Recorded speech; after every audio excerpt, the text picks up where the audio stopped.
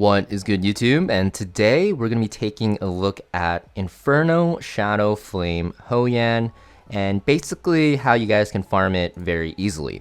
Now, if you guys don't have Shadow SANIA, you guys don't have Lily, and you guys don't actually have CELINCE, who's also very good on this boss because she disables the boss passives, it's okay. I'll show you a team comp that doesn't use any of these characters. In fact, they're all free-to-play characters. There's only one SSR, and it's going to be Lingluo. So it's very easily attainable for all of you people out there. A lot of people actually struggle with this boss even when they're pushing level 80, level 90. So hopefully with this team comp, you can start farming it earlier and then get those really good revelation shells, those amber shells, and even those jackal guards, which are very good.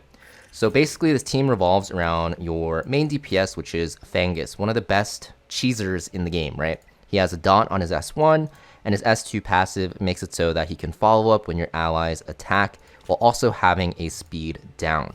You want your S1 and S2 maxed, pretty much required for any content you use him in because you need him to land dots as quick as possible, as often as possible, so it's pretty much required. At the bare minimum, definitely have his S2 maxed out. Now for his modules, you're going to want to run him on Swift Rush. Secondary 8 matrix pieces are going to be on Battle Will if you can afford it. If you can't afford Battle Will, it's fine, you don't really need it, but you definitely want him on 12 Swift Rush no matter what. You're going to want 3 effect accuracy pieces as always with Fangus, and you want to make him decently fast. I'd say at least 250 speed.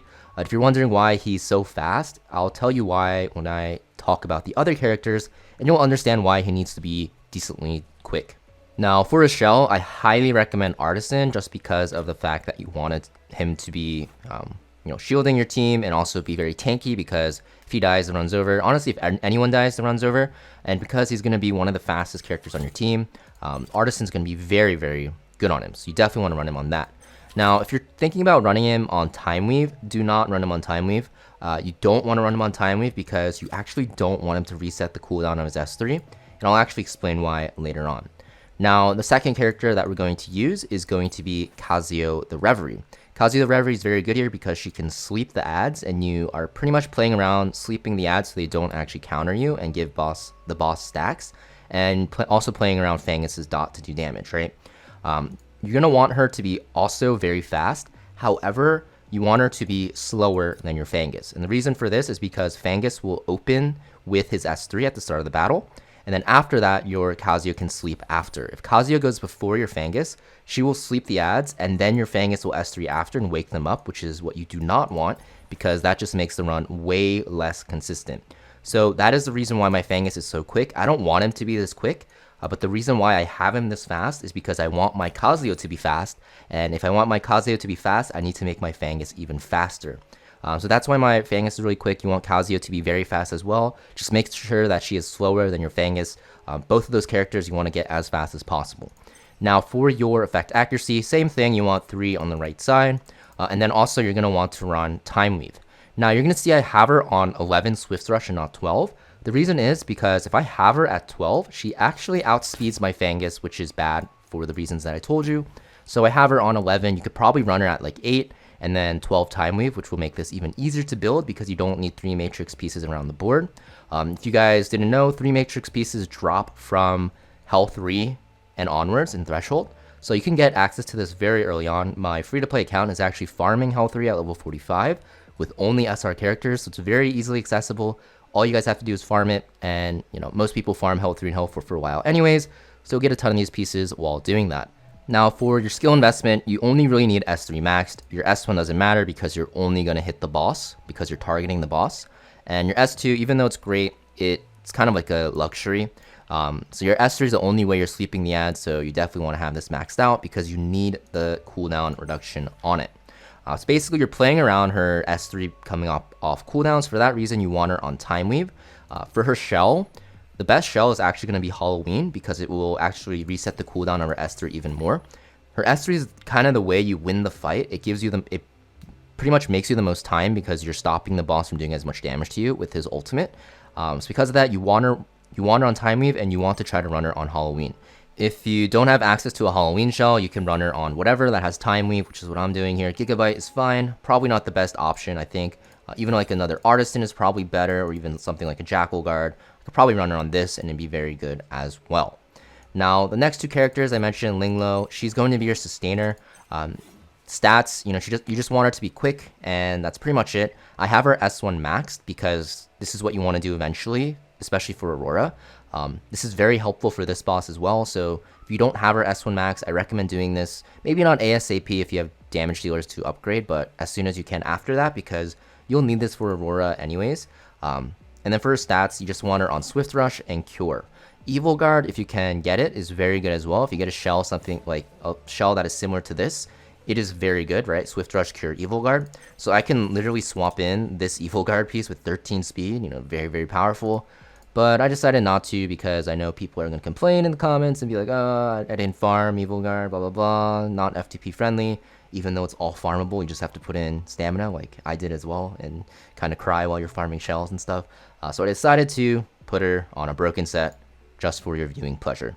But pretty simple, just build her fast, just have her on Swift Rush and Cure, and you are good to go. Now the next character you're going to want is Cachi the Guard. So Cachi the Guard, I definitely recommend S3 maxed. Actually, you need it to be maxed to play him. And S2 is very, very good to have because the turn meter pushback and the slow is going to be very essential for this boss. You don't need this maxed out, but eventually we'll do this anyways for a lot of areas of content, especially because Cachi's used everywhere. So, you know, very good to have. For his modules, you're going to want him on Swift Rush and Time Weave. This is pretty much not a debate. You need him on 12-12. So, yeah, Doki Doki farm, get these going. They drop from Hell 3 and onwards. The drop rate from Hell 3 to Inferno for these triple matrices isn't that different, so you just have to put in time and effort. We have a 2x event coming up as of this recording, so you can actually farm this pretty easily. But you want him on, you know, 9 Swift Rush, 9 Time Weave from your modules, and then 3 and 3 from your shell.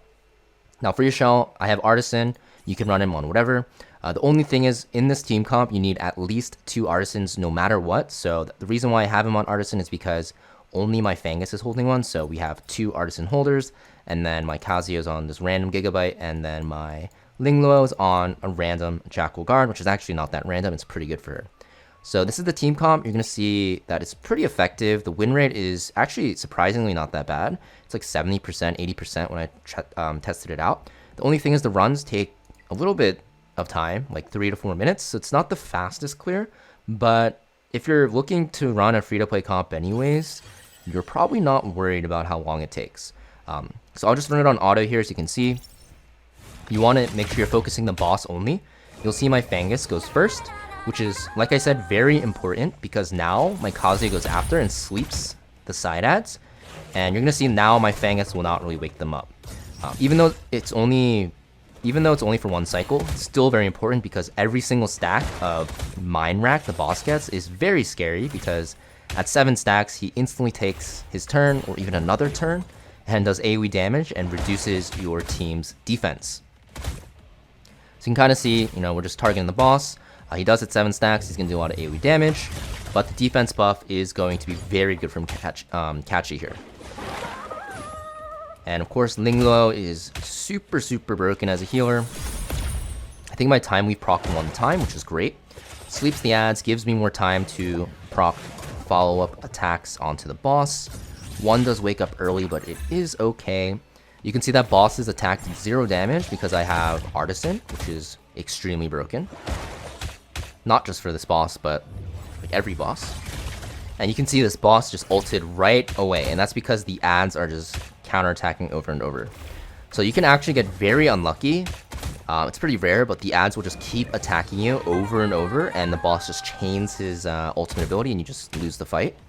But for the most part, it's a pretty safe team because Lingluo and Cachi together provide so much defensive capabilities that, you know, you're not going to really ever die unless you get super unlucky. But you can see that unlucky is kind of happening, especially because I'm silenced, so I can't actually sleep the ads here. But we do get the defense buff up with the Artisan Shield, so it's fine. You can see this corruption, which applies from the boss's ult, will actually reduce your defense, and it stacks infinitely. So that's why it's very important that you don't let these ads give the boss too many stacks here. Of course, if I had my Evil Guard, I'd have like 12% more healing, but not running it. And we are topped off already. and we have a defense buff rolling, so and you can see that this team comp is pretty safe. Now you can see in terms of speed, it's not the fastest because we're only doing to the boss damage with Fangus's dot, which is pretty reliant on mostly follow-up attacks, right? You're not really landing as many on his turn cycles than on follow-up attacks. But it is fine. It does eventually die. And you can see even with the stacking debuff at 5 stacks here, because we got very unlucky, we aren't taking that much damage still because it doesn't reduce defense as much as you think, right? Even though it's 5 stacks, it seems scary. It's only 12% per stack. Actually, that's quite a bit now that I think about it, but it doesn't feel like it does that much damage, probably because I have defense buff and then I have Artisan Shield. I did almost die there, but you know, this was a very unlucky run. And with this Artisan Shield, you know, you're gonna see that I will be able to survive, heal him up, pretty much the full. I think I get another Artisan Shield here, maybe not. And yeah, pretty simple team. You can see does take about 3 to 4 minutes, but the win rate is pretty decent. And this run was like one of the worst RNG runs that I could have possibly had, but it still works out. So yeah, that's pretty much the team for the free-to-play friendly Inferno Shadowflame Hoyan.